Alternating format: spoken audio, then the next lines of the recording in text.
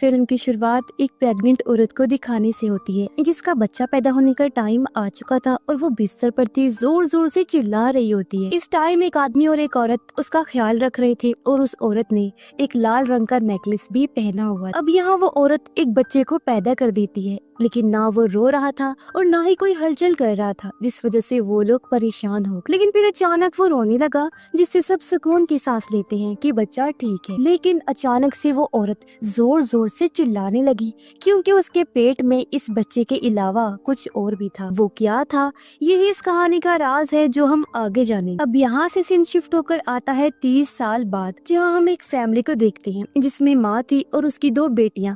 बड़ी बेटी का नाम जूडिथ और छोटी का नाम एलन होता है। दोनों स्कूल के लिए तैयार हो रही थी। पता चलता है कि उनकी मॉम एक नर्स है। जूडिथ और एलन के डैड भी थे जो उनसे अलग रहती थी। इसकी वजह क्या थी ये हमें जल्दी पता लग जाएगी। खैर, अब दोनों बहनें स्कूल के लिए निकल जाती हैं, लेकिन जूडिथ अपने दोस्त के साथ घूमने के लिए निकलने वाली थी और वो एलन से कहती है कि ये बात किसी को भी ना बताना। इसके बाद हम एक डिटेक्टिव को देखते हैं जो ही जूडिथ और एलन के डैड हैं। वो इन दिनों एक होटल में रह रही थी। फैमिली से अलग रहने की वजह उनकी वाइफ, क्योंकि दोनों की अक्सर ही लड़ाई रहती है और उनकी डैड अक्सर शराब पीकर घर में शोर भी करते हैं, इसलिए मॉम ने उन्हें घर से बाहर निकाल दिया। मगर अब उन्हें अपनी वाइफ को दोबारा मनाना होगा, जिसके लिए वो कुछ प्लानिंग्स कर रही होती। इसी बीच वो कुछ पुरानी फाइल्स को चेक करते हैं, जहां उन्हें एक एविडेंस बॉक्स मिला, यानी केस से जुड़ा सबूतों वाला बॉक्स, जहां उन्हें 1938 वाली एक फाइल मिलती है जिसके अंदर एक नेकलेस और एक चाकू था। अब वो इस फाइल को नजरअंदाज कर देते, लेकिन नेकलेस को देखकर उनसे रहा नहीं गया। उन्हें नेकलेस काफी अच्छा और कीमती लगा और हम नोटिस करते हैं कि ये वही नेकलेस है जो शुरुआत में उस प्रेग्नेंट औरत ने पहना हुआ था। और अब डैड इस नेकलेस को अपने पास रख लेते हैं ताकि अपनी वाइफ को तोहफे के तौर पर दे सके और वो राजी हो जाए। अब रात के टाइम डैड अपने घर जाते हैं, लेकिन उनकी वाइफ उन्हें अंदर आने नहीं दे रही थी, मगर बच्चियों की वजह से वो उन्हें अंदर फिर आने देती है। अब यहाँ जूडिथ बताती है कि मेरे नंबर कम आए हैं, जो सुन उसके मॉम डैड काफी परेशान हो जाती है। तब एलन बता देती है कि आजकल ये अपने दोस्त के साथ ज्यादा ही घूम रही है। जूडिथ कहती है कि वो मेरा दोस्त नहीं है, बस क्लास फेलो है। उसकी मॉम डैड उसे बातें सुनाने लगी और वो उठकर अंदर चली जाती। खैर, अब डैड मॉम को वो नेकलेस गिफ्ट में दे देती है, लेकिन वो उसे देखकर खुश नहीं थी और डैड को यहाँ से जाने के लिए कहती हैं। फिर दोनों बाहर आकर जूडिथ की पढ़ाई में लापरवाह होने की वजह से लड़ने लगते हैं। तब डैड मॉम से कहते हैं कि तुम बच्चियों को अकेले हैंडल नहीं कर सकती, लेकिन मॉम का ये कहना था कि मैं सब कुछ कर सकती हूँ और मुझे तुम्हारी कोई जरूरत नहीं है। कुछ टाइम बाद हम देखते हैं कि मॉम वो नेकलेस नहीं पहनती,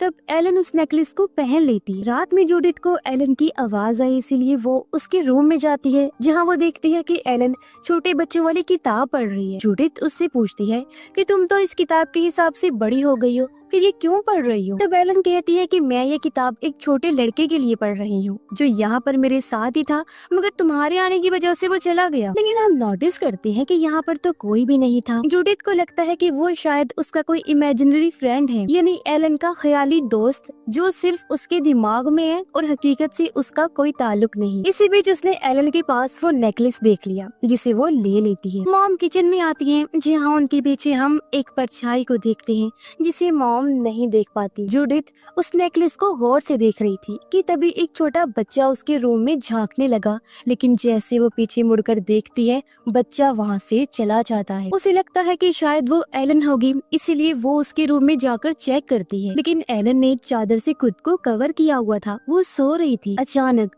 उस चादर से खून निकलने लगा और कुछ हिलने लगता है, जिस बारे में जूडिथ एलन को बताती है, लेकिन उसने देखा कि अब बिस्तर पर कोई नहीं है। वो घबराने लगी। जिस बीच वहाँ पर एलन आ जाती है जो खून से लथपथ थी। उसकी ये हालत देखकर जूडिथ डर से चिल्लाने लगती है, लेकिन फिर एलन वहाँ से गायब हो गई। उसके चिल्लाने की आवाज सुनकर यहाँ मॉम आ जाती है। तब जूडिथ उन्हें सब बताती है जो अभी हुआ था, लेकिन वहाँ पर तो ऐसा कुछ नहीं था, सब ठीक था और एलन बिस्तर पर लेटी हुई थी जो बिल्कुल ठीक होती है। इसलिए मॉम उसे ये कहकर शांत करती है कि ये सब तुम्हारा वहम होगा। अगले दिन एलन और जूडिथ अकेली होती हैं, जहाँ तभी जूडिथ का दोस्त आ गया, तो वो तो उसके साथ छत पर चली गई, जबकि एलन उसे इमेजिनरी फ्रेंड से बात कर रही होती है।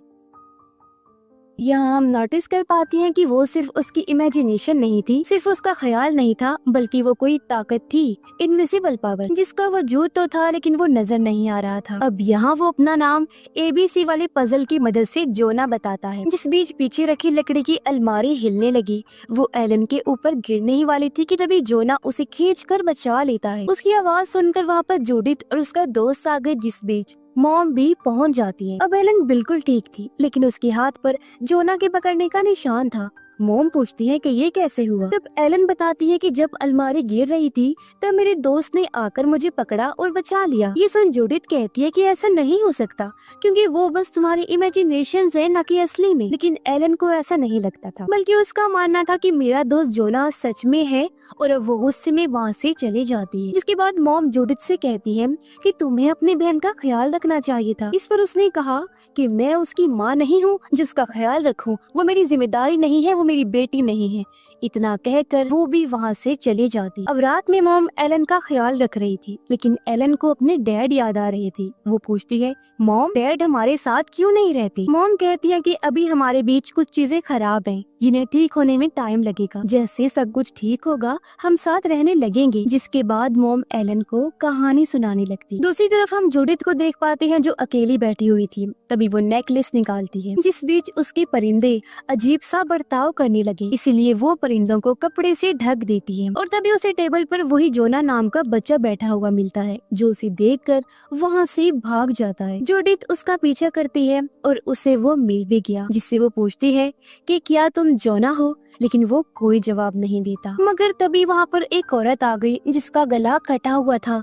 वो जूडिथ पर अटैक कर देती है और उस पर बैठकर ढेर सारा खून उस पर उगलने लगती है, जिससे डर कर वो अपनी मॉम के पास भाग आती है। अब जब मॉम वहाँ पर चेक करती है तो वहाँ कोई नहीं था। फिर यहाँ जूडिथ को वो नेकलेस अपनी मॉम से छुपाने के लिए सोफे के नीचे फेंकना पड़ता है, और वो उस बच्ची जोना का जिक्र भी करती है। लेकिन एलन ये कहती है कि जोना तो बिल्कुल मासूम है, वो किसी को तकलीफ नहीं दे सकता, क्योंकि आज तक उसने मुझे भी कभी कोई नुकसान नहीं पहुंचाया। ये सुनकर मॉम कहती है कि यहाँ कोई नहीं है और यहाँ पर किसी भी इमेजिनरी फ्रेंड की कोई बात आइंदा के बाद नहीं होगी। रात में तीनों ही माँ बेटी साथ में सो रही थी और मॉम एक सपना देखती हैं जो किसी लाल कलर की जगह पर था, और उसे देखकर ऐसा ही लग रहा था जैसे कि वो नेकलेस के अंदर है। यहाँ पर उसे एक औरत मिलती है जो वही शुरुआत वाली औरत थी। कहती है कि वो बस मुझे मारना चाहता है, और तभी उसके सामने वो आ भी गया, जिसे ठीक तरह से हम नहीं देख पाते। लेकिन यहाँ मॉम की गले में वही नेकलेस होता है, जिसके जरिए वो हवा में लटक जाती है। अब इतना भयानक सपना देखने की वजह से अचानक से मॉम की भी आंख खुल गई, और वो समझ जाती है कि जरूर उस नेकलेस के अंदर कोई गड़बड़, क्योंकि सपने में भी उन्हें वही नेकलेस दिखाई दिया था। इसीलिए वो डैड के पास जाती है पूछने के लिए कि वो उस नेकलेस को कहाँ से लाई थी। तो वो मॉम को सारा सच बता देते हैं कि मुझे वो नेकलेस एविडेंस बॉक्स में से मिला था। तो मॉम उन्हें वो एविडेंस बॉक्स दिखाने के लिए कहती है, लेकिन डैड गुस्सा करने लगी। कहते हैं मैं ये नहीं कर सकता। तो मॉम उनको ताना देती है कि यही वजह है कि हम आपके साथ नहीं रहते, क्योंकि आप किसी की भी नहीं सुनते। तो अब अपनी वाइफ की ये बात सुनकर फाइनली वो उन्हें एविडेंस बॉक्स दिखा ही देती, जिसके अंदर एक चाकू भी था, और ये सारा सामान एक मर्डर केस का था। डैड मॉम को इस मर्डर केस की कहानी बताते हैं, जिसमें एक कपल था, उनका बच्चा जोना पैदा हुआ था। अब उसकी मॉम वही औरत थी जिसे हमने शुरुआत में देखा था, जो प्रेग्नेंट थी, और ये जो बच्चा है वो उसी का बच्चा जोना है जो शुरुआत में पैदा हुआ था। करें बात जोना की, वो काफी जालिम सरफिरा सा बच्चा था। उसने कई बार जानवरों को चीर फाड़ करके उन्हें मार दिया। बहुत बार टाउन के लोगों को भी इसका पता चल गया था, जिससे उन लोगों को काफी मुश्किलात का सामना करना पड़ा था। लेकिन उसकी डैड हमेशा जोना की हरकतों का जिम्मा खुद पर ले लिया करती थी, ताकि उनकी बेटे को कोई नुकसान ना पहुंचे। लेकिन एक दिन बच्चे का बाप इन सब से तंग आकर हमेशा के लिए उन्हें छोड़कर चला जाता है, और ये सब उसकी वाइफ बर्दाश्त नहीं कर पाती। इसलिए वो एक दिन अपने बेटे का दम घोट कर उसे मार देती। ऐसा करने के बाद वो अपना भी गला चीर कर खुद को खत्म कर लेती है। कहानी सुनने के बाद मॉम को जोना की मॉम की असली तस्वीर मिलती है, और वो देखकर हैरान रह गई कि ये वही औरत है जो उसके सपने में आकर उसे डरा रही थी। और जूडिथ पर भी उसने ही हमला किया। ये देखकर वो जल्दी से घर जाती हैं जहाँ उन्हें जूडिथ मिली, जिससे वो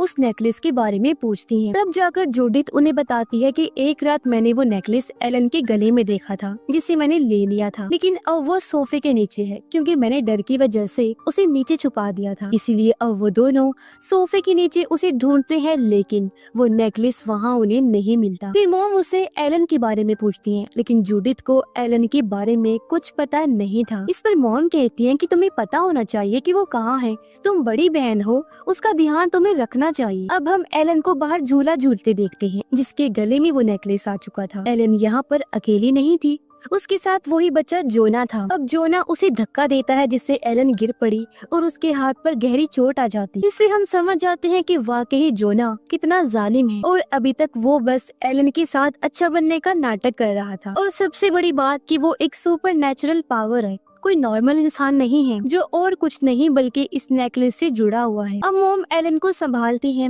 और इन सब का जिम्मेदार वो जूडिथ को बता रही। मोम उसके गले से वो नेकलेस निकाल लेती है और एलन को लेकर हॉस्पिटल चली जाती है। जूडिथ भी अब इन सब का जिम्मेदार खुद को ही मानने लगती है, इसीलिए वो काफी रो रही होती है। वो उस नेकलेस को देख ही रही थी कि तभी उसके सामने एकदम से जोना आ जाता है, जो उसे पोजेस्ड कर लेता है, यानी उस पर अपना कंट्रोल करके उसके अंदर समा जाता है। हॉस्पिटल में भी मॉम जब एलन के साथ थी तो उन्हें जोना की माँ की आत्मा फिर से दिखाई देती है। तभी यहाँ पर एलन के डैड भी आ गए, जो अपनी बेटी का हाल पूछने आए होते हैं। घर पर जूडिथ का दोस्त उससे मिलने आया, वो उसे आवाज लगाता है, लेकिन जब वो बाहर नहीं आती तो वो खुद ही घर के अंदर आ जाता है। अंदर उसे जूडिथ मिल गई, जो जमीन पर बैठी हुई कुछ कर रही। बाहर जाकर देखने पर उसे पता चला कि उसने अपने परिंदों को ही चीर फाड़ कर मार दिया है। अपने दोस्त के पास आने पर जूडिथ उस पर भी अटैक कर देती है, लेकिन अगले ही पल वो होश में आ गई और उसका ये बर्ताव देखकर उसका दोस्त बुरी तरह डर गया और वहाँ से भाग जाता है। कुछ देर बाद मॉम और एलन घर लौट आते हैं, जहाँ पर मॉम को पिंजरे में परिंदे नहीं मिलती, जिस बारे में वो जूडिथ से पूछती है। तो वो झूठ बोल देती है कि मैंने वो परिंदे आजाद कर दिए हैं। यहाँ वो मॉम को सारी बात बताने की कोशिश करती है कि मुझे किसी ने पोजेस्ड कर लिया था और मेरे साथ क्या हुआ, लेकिन वो नहीं बता पाती। अब मॉम रात में एक एक्स डिटेक्टिव को कॉल करती है, जो कि उस 1938 वाले केस में इन्वॉल्व था। वो उसे नेकलेस के बारे में बताकर मिलने के लिए कहती है, जो सुनकर अगले ही दिन वो डिटेक्टिव बिएट्रिस नाम की एक औरत के पास जाता है उसे लेने के लिए, क्योंकि बिएट्रिस भी उसके साथ इस केस में शामिल थी। और अब वो दोनों मॉम के घर पहुंच जाते हैं। मॉम उन्हें अंदर बुलाकर इस केस के बारे में पूछती है। तब डिटेक्टिव बताता है कि जोना की मॉम हमेशा अपने बेटे को बार्न में बंद करके रखती और हमें जोना के जिस्म पर निशान भी मिले थे, जिससे ये बात तो साफ हो गई कि उसकी मॉम जोना के साथ बुरा बर्ताव करती थी। फिर एक दिन बार्न में जोना की मॉम ने जोना का गला घोट कर उसे मार दिया, लेकिन यहाँ पर ये समझ नहीं आ रहा था कि क्या उसकी मॉम ने सिर्फ उसका दम घोटने के लिए ही उसे बार्न में रखा हुआ था। यह बात उससे भी ज्यादा गहरी और ये कहानी भी किस हद तक सच्ची थी, ये भी हमें नहीं पता, क्योंकि इस बात का पता आज तक किसी को भी नहीं चला कि आखिर उस दिन हुआ क्या था, और ये एक बहुत ही गहरा राज बन के रह गया। बुरी बात यह भी है कि उस टाइम में अगर कोई केस सॉल्व नहीं होता था तो उस केस को बंद कर दिया जाता। अब यहाँ बिएट्रिस अपनी बहन के बारे में बताती है, जो वही औरत थी जिसने जोना की मॉम का बच्चा पैदा करने में मदद की। बिएट्रिस यहाँ एलन और जूडिथ को भी बुला लेती है, क्योंकि आखिर वो भी इस केस से जुड़ी हुई। बिएट्रिस उनको सब बताती है कि मेरी बहन दरअसल एक कल्ट के साथ जुड़ी हुई थी, एक ऐसा ग्रुप जिसका आत्माओं, भूत प्रेतों और जादू पर बहुत यकीन था, और इन्हीं चीजों की मदद से वो लोगों का इलाज भी करती थी, जादुई दवाइयाँ भी बनाया करती थी। एक तरह से ऐसे लोगों को शेमन बोलते हैं। उस टाइम मेरी बहन के पास जोना की मॉम डैड आए थे, क्योंकि उन्हें कोई बच्चा नहीं हो रहा था। मेरी बहन ने अपनी सारी जादुई दवाइयाँ खिलाई, हर हरबा आजमा के देखा कि उनका बच्चा हो जाए, लेकिन ऐसा कुछ नहीं हुआ। या फिर आखिरी ऑप्शन के तौर पर उसने वो नेकलेस निकाला, जो कि इस टाइम में सारी मुसीबत की जड़ बना हुआ है, क्योंकि इसका ताल्लुक अंधेरी शैतानी ताकत से है, यानी कि वो इवल है, बहुत ही बुरा। उसके अंदर काली ताकतें हैं, ये जानते हुए भी मेरी बहन ने उसका इस्तेमाल किया और उसे जोना की मॉम को दे दिया। उसका यकीन था कि मैं इसकी ताकतों को संभाल लूंगी, लेकिन इसमें वो नाकाम रही, जिस वजह से उसकी भी मौत जल्दी ही हो गई। और बाद में उस नेकलेस ने उस फैमिली के साथ वो सब किया था। हाँ, लेकिन मेरी बहन ने मरने से पहले मेरे साथी डिटेक्टिव को वो नेकलेस दे दिया था, उसे संभाल के रखने के लिए, ताकि आगे से कोई उसे इस्तेमाल न कर सके। ये सुनकर मॉम पूछती है कि आखिर आप लोगों ने उस नेकलेस को तबाह क्यों नहीं किया? तब बेatrice बताती है कि हम ऐसा नहीं कर सकते क्योंकि उस नेकलेस ने अपने अंदर बुरी काली ताकतों को संभाल के रखा हुआ है। अगर वो नेकलेस टूट जाता है तो उसके अंदर से सारी बुरी ताकतें बाहर आ जाएंगी, जो चीज बहुत ही ज्यादा खतरनाक होगी। यानी अगर वो आजाद हो गई तो उनको कंट्रोल कर पाना बहुत मुश्किल होगा, नामुमकिन ही होगा। बेatrice पूछती है कि इस नेकलेस को किसने पहना था? तब जूडिथ एलन का नाम लेती है। बेatrice कहती है कि एलन ने जोना की आत्मा से एक ताल्लुक, एक कनेक्शन बना लिया। फिर वो नेकलेस को देखती है और उस पर ध्यान लगाने लगती है। तब उसे पता चला कि जोना इसलिए ईवल, खतरनाक, जालिम था क्योंकि वो शैतानी काली ताकतों से बने हुए नेकलेस की वजह से जो पैदा हुआ था। उसकी हरकतों की वजह से जोना की मॉम ने उसका गला घोट कर उसे मार दिया और बाद में खुद भी वो मारी गई, क्योंकि जोना की आत्मा बुरी ताकतों की गुलाम थी, जिसकी वजह से उसने अपनी मॉम को भी अपनी जान लेने पर मजबूर किया और उन्होंने अपना ही गला काट कर खुद को खत्म कर लिया। उस हादसे के बाद जोना और उसकी माँ की आत्मा भी इसी नेकलेस के अंदर कैद हो गई। लेकिन अब उनका कनेक्शन तुम लोगों की फैमिली से बन चुका है और जोना तुम लोगों को मारना चाहता है। ये सब बातें वो लोगों को बताती है, जिस पर डिटेक्टिव उसे कहते हैं कि आपको ही कुछ करना पड़ेगा। तब बेatrice पहले तैयार नहीं होती, लेकिन ये सब उसकी बहन की वजह से ही हुआ था, इसीलिए उसको जिम्मेदारी लेनी पड़ती है और वो इस चीज के लिए राजी भी हो जाती है। अब इस चीज को ठीक करने के लिए उन्हें सबके साथ बैठकर सबसे पहले जोना की आत्मा से बात करनी पड़ी। फिर वो इस आत्मा को जबरदस्ती इस लॉकेट में कैद करेंगी, लेकिन जूडिथ ये करने से मना कर देती है। तो मॉम कहती है कि कोई बात नहीं, हम इस काम को उसके बगैर भी कर लेंगे। अब यहाँ पर किसी को भी ये नहीं पता था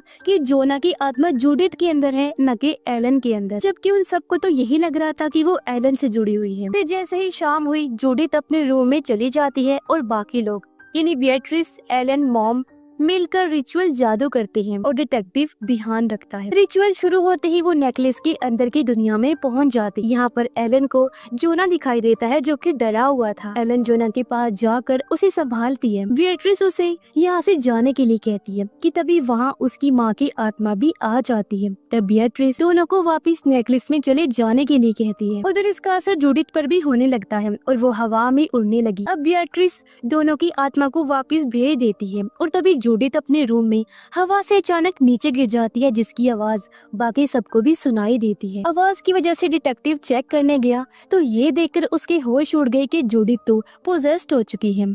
वो उसे सीढ़ियों से धक्का दे देती है, जिस वजह से डिटेक्टिव की मौके पर ही मौत हो जाती है, जो देखकर सब घबरा जाते हैं। और तब जूडिथ जोर जोर से चिल्लाने लगी। ये सब देखकर बेatrice को एहसास हुआ कि हमने जरूर कुछ मिस कर दिया है, पक्का कोई बड़ी गलती हमसे हो गई है। तब मॉम बताती है कि एविडेंस बॉक्स के अंदर एक चाकू भी था। बेatrice कहती है कि पूरी बात जानने के लिए उन्हें वो चाकू लेकर आना पड़ेगा। मॉम डैड से चाकू मांगती है, तब डैड ने देने से इनकार कर दिया क्योंकि उनकी नौकरी का सवाल। लेकिन एलन के कहने पर वो मान जाते हैं क्योंकि उन्हें अपनी बेटी से बहुत प्यार था। खैर अगले सीन में डैड उस चाकू को उसे दे देते हैं और बेatrice ध्यान लगाती है।